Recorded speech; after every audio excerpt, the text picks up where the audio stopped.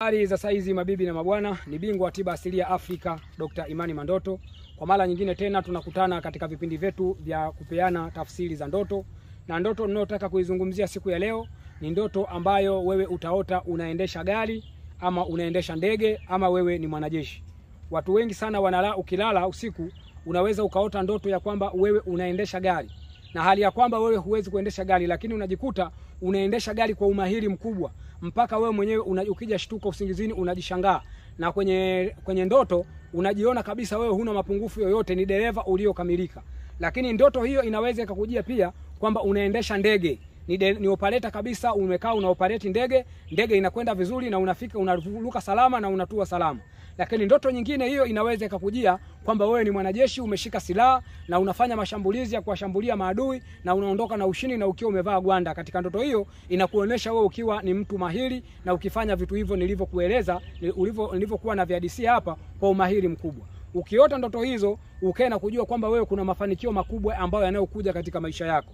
Katika maisha yako inaonekana nyota yako sasa inatawala katika mwanga, kwa sababu sisi binadamu kuna nyakati ngumu, kuna nyakati ambazo zinakuwa ni nyepesi za kuweza kufanya mambo yetu. Lakini sio watu wote wenye kufahamu, wenye kutambua nyakati sahihi za kuweza kufanya mambo. Kwa hiyo unapokuwa umeota ndoto kama hizo nilizozungumza hapo, ukae na kujua huo ndio wakati sahihi wa kuweza kufanya mambo yako. Kwa sababu kama umeota ni mwanajeshi, maana yake ni wakati ambao nyota yako ina nguvu na nyota yako inaweza kupushi na kuweza kufanikisha vitu vya aina mbalimbali. Kwa hiyo utakapoota ndoto hizo, huo ni wakati ambao unaweza kututumia sisi waganga wenye karama kama mimi Dr. Imani Mandoto, tukaweza kufanikisha kila kitu ambacho unachokuwa unakihitaji. Wakati huo ni ule wakati ambao kila utakachoshuhudikiwa kwenye kazi zitakwenda vizuri, kwenye biashara zitakwenda vizuri, kwenye mahusiano mambo yatakwenda vizuri. Kwa hiyo wakati wote unapopata ndoto ya kwamba unaendesha gari na hali ya kwamba wewe huna uwezo wa kuendesha gari, ukae na kujua hayo ni mafanikio yanayokuja. Huo ni wakati ambao unaweza kufanikisha mambo mengi ambayo ungeyafanikisha kwa uzito, basi kwa wakati huo unaweza kuyafanikisha vizuri na kwa wepesi.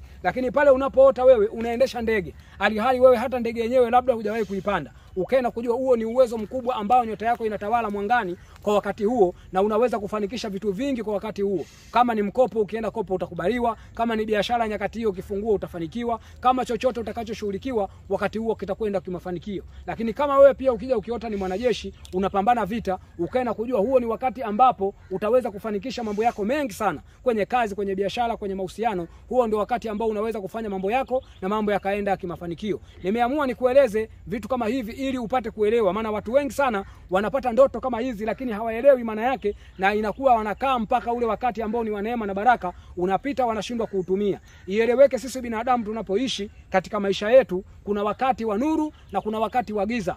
Kuna wakati wa kupanda milima, kuna wakati wa kushuka mabonde. Kwa hiyo hizo ni nyakati ambazo kama ukiweza kututumia sisi waganga, tutaweza kukwambia nyakati zipi ufungue biashara, wakati upi uweze kuhusiana na mtu kimapenzi, wakati upi uweze kufanya biashara zako, wakati upi uweze kufanya makubaliano, na wakati upi usifanye jambo gani. Kwa hiyo tutumie sisi wataalamu wabingwa wa tiba za jadi, hasa mimi Dr. Imani Mandoto, ili tuweze kukusaidia. Na pindi unapopata ndoto, nitoe rai tena, ndoto yoyote unayoweza kuiota inakuwa imebeba maana kubwa sana. Na kama ninavyoendelea kuwaelimisha watu, hizi ndoto zinakuja zikiwa na maana mbalimbali na zikiashiria vitu mbalimbali. Vitu vingine vinakuwa ni vizuri ili tuweze kuvipata, vitu vingine vinakuwa ni vibaya ili tuweze kuviepuka. Na ndoto zinakuwa zinasababishwa, kuna ndoto zinasababishwa na mizimu ya kwa baba yako au ya kwa mama yako inaweza kukuletea ndoto ikikuonesha shida gani inayokuja kwako, ama jambo gani baya, ama wachawi wanakuchezea, unaweza ukaoneshwa. Lakini ndoto nyingine unaweza ukaoneshwa na majini wale wazuri. Majini wazuri wanaweza wakakuonesha baadhi ya dawa za kusaidia watu, ama zinaweza kukuonesha baadhi ya vitu vya kufanya ili upate kufanikiwa.